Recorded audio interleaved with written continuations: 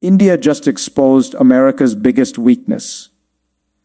And let me tell you something, when a truth comes out like this, the world don't go back the same way it used to be. See, for decades, people been talking about the United States like it was untouchable, like it was this giant mountain that no nation could climb. Every time something happened in the world, folks used to ask, what's America going to do? Every time a country tried to rise, people looked over their shoulders to see if Washington was watching. But now the script is flipped, because India, this country that the West used to underestimate, that the West used to think was only about call centers and Bollywood, has just stood up and pulled the curtain back.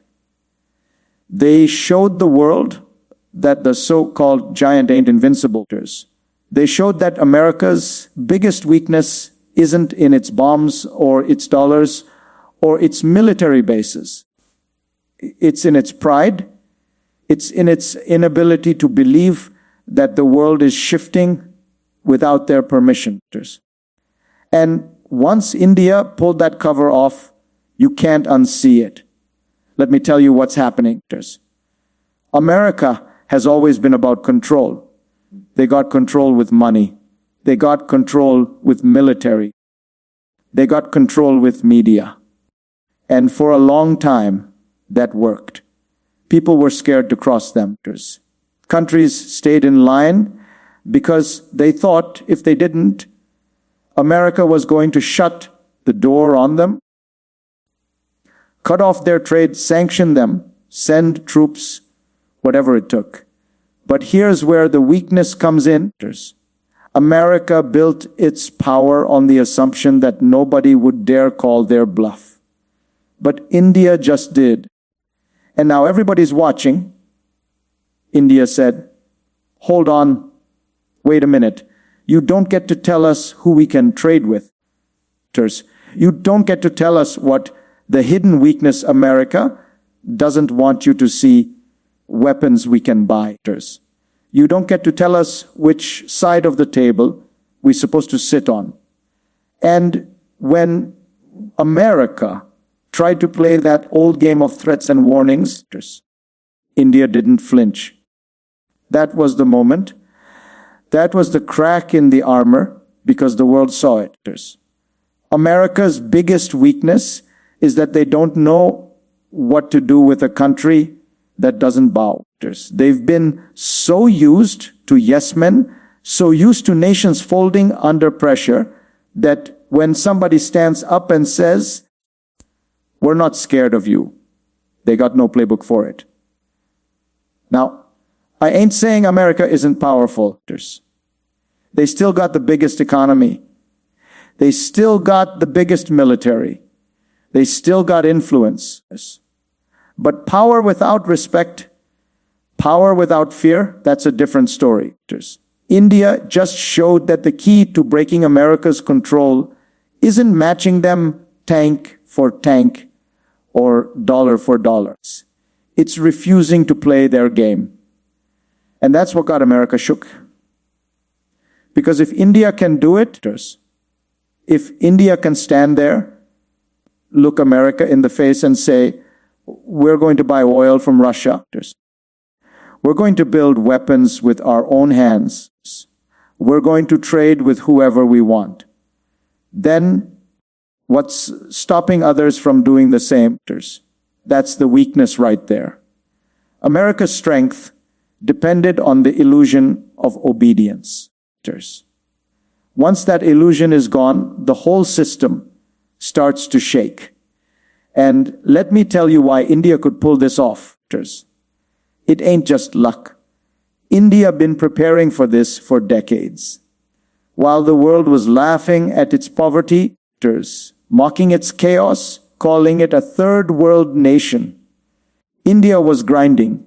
They were building scientists, engineers, soldiers. They were investing in space, in technology, in nuclear power. They were making sure that when the day came, they wouldn't need to beg anyone to survive. America missed that. They were too busy trying to police the world to see that India was coming up strong, steady, unstoppable. And when India finally stepped into the spotlight, America thought they could push them like they push everybody else. But you can't push somebody who doesn't lean on you in the first place. You can't threaten somebody who doesn't need your permission to breathe. Now, here's the part that's got the whole world whispering. America's biggest weakness is not its economy, not its army, not its politics. It's the fact that they underestimated respect. See, America wanted obedience. India wanted respect. And respect lasts longer than fear. Respect builds partnerships. Fear builds resentment. While America was building bases, India was building friendships. Look at Africa. Look at the Middle East. Look at Southeast Asia. Countries that used to only deal with the West are now how India flipped the global script, calling India actors, making deals with India, trusting India, because they see something in India that they don't see in America anymore. Humility, resilience, the willingness to stand on their own without trying to own somebody else. And that's a game maker. America's weakness is exposed because they can't switch their strategy now. You can't spend 70 years intimidating folks and then suddenly say, hey, we want to be franktards. People don't buy that. People remember the sanctions, the coups, the lectures, the double standards. But when India says, we've been through colonization, we've been through hunger, we've been through struggle, and we won't do to you what was done to us, that resonates. That's power America can't manufacture. That's power you can't buy. That's the power of experience. And that's why America is nervous, because the influence they used to hold with money and military is slipping into India's hands through trust and respect. You know what really makes this the biggest weakness? Pride. America can't admit when they're losing ground. They can't stand the idea that somebody else could take center stage.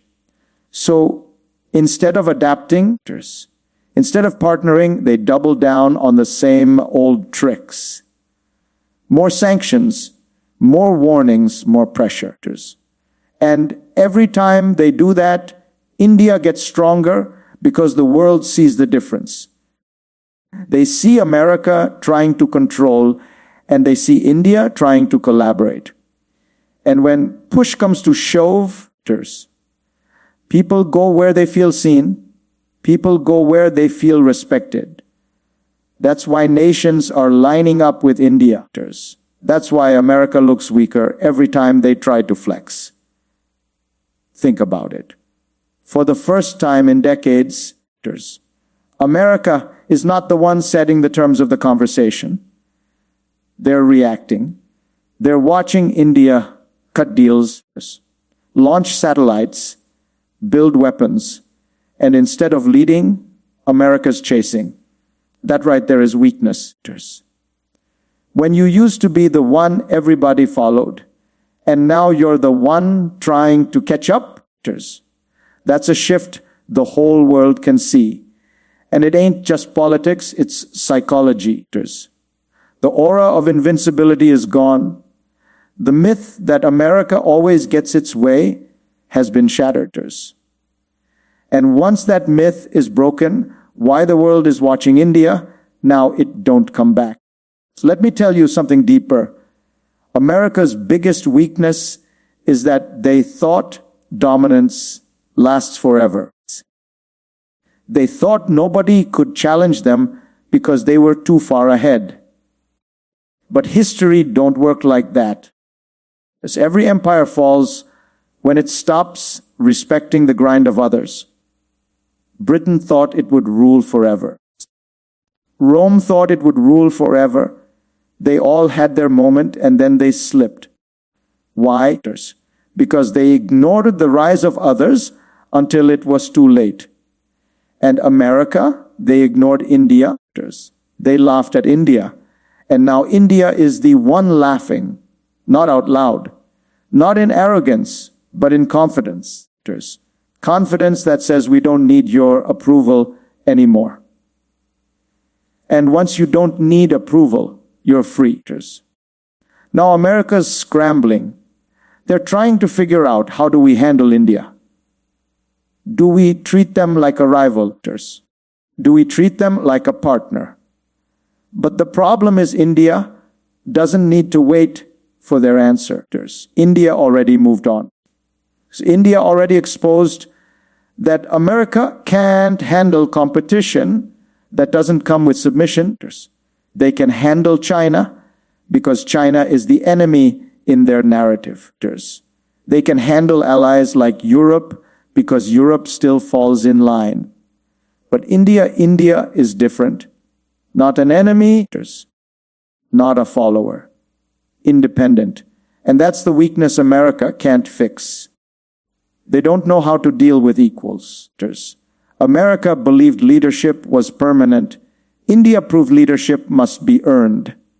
For decades, America walked around the world with this unshakable confidence, like the crown would always sit on its head.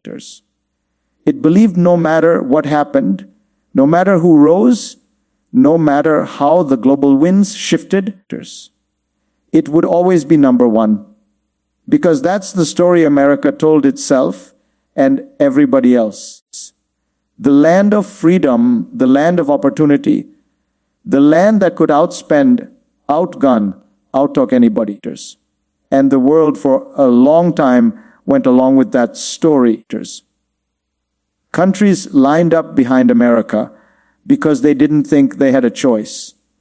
They thought if America's leading, the rest of us better just follow. But then came India, quiet at first, patient at first, underestimated at first. And now India has stepped forward to prove something the world forgot. Leadership is never permanent. Leadership is earned every single day with vision, with respect, with consistency, with resilience. And America is seeing, maybe for the first time in generations, that their seat at the head of the table ain't guaranteed anymore. See, here's what people don't realize. America's power came not just from what it had, but from what people believed about it. The belief that America was untouchable was half the game. They told everybody they had the lessons in power, strategy, and resilience, strongest military, the most advanced technology, the biggest economy, and the loudest voice. And people just accepted it. People said, don't mess with America. They run this. But belief fades when reality shifts, and reality is shifting right now. America's military is stretched thin. Their economy is drowning in debt. Their politics are divided like never before, and their influence is challenged at every corner. Meanwhile, India is climbing quietly but surely, climbing, building its economy, building its military, building its space program, building alliances that are rooted not in fear, but in respect. And that changes the whole equation, because when you start to see another player stepping into the spotlight, that old belief crumbles. Suddenly people realize maybe leadership isn't permanent after all. Maybe it can be earned by somebody else. And India is right there showing that exact truth. Now, America is used to measuring leadership in numbers.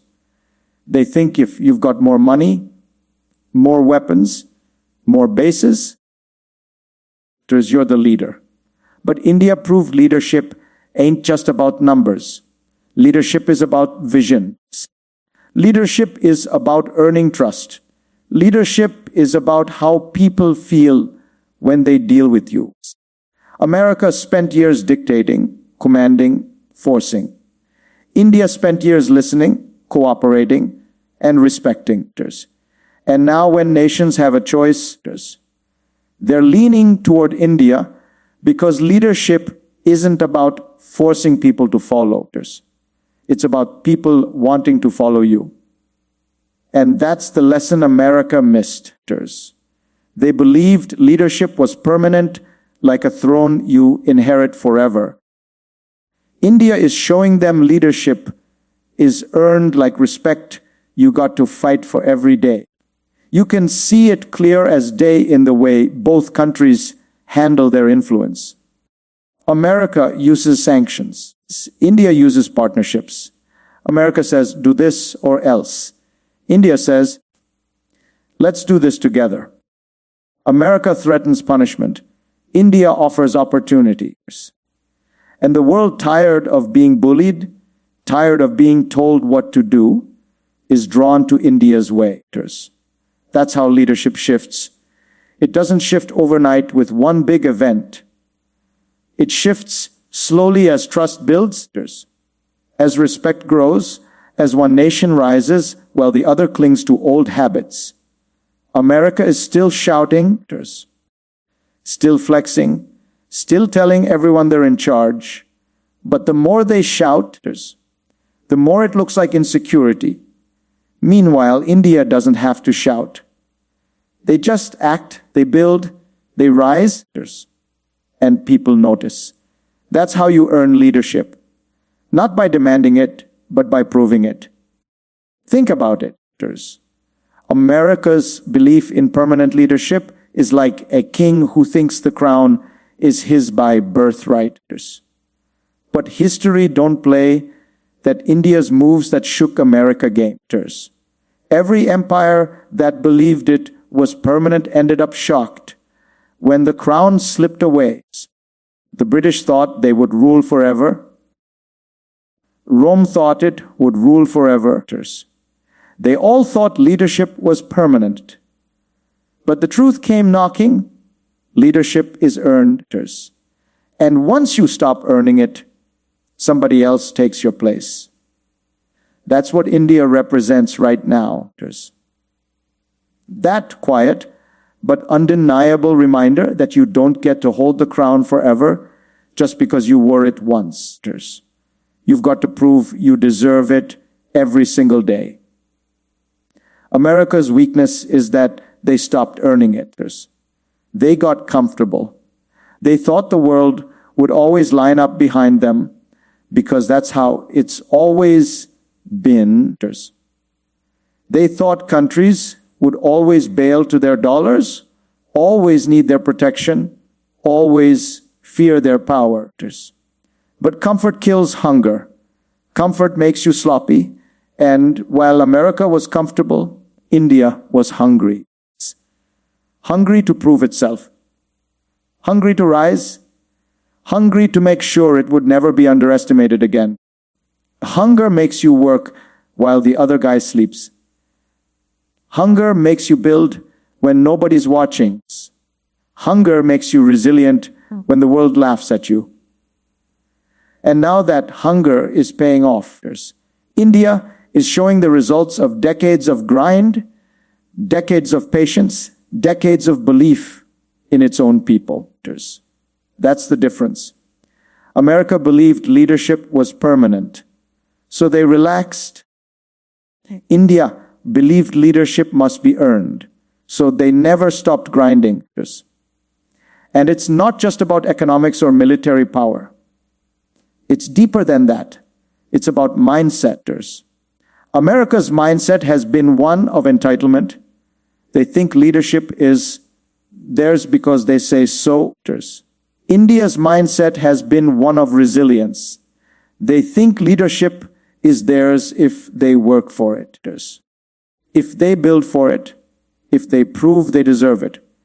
And let me tell you, In the long run, resilience beats entitlement every single time, because entitlement makes you blind to change. Entitlement makes you think you don't need to improve. But resilience keeps you sharp, keeps you hungry, keeps you evolving. That's why India is rising while America stumbles. One is entitled, the other is resilient. One is coasting, the other is grinding, and the world sees it. Look at the way India handled its challenges.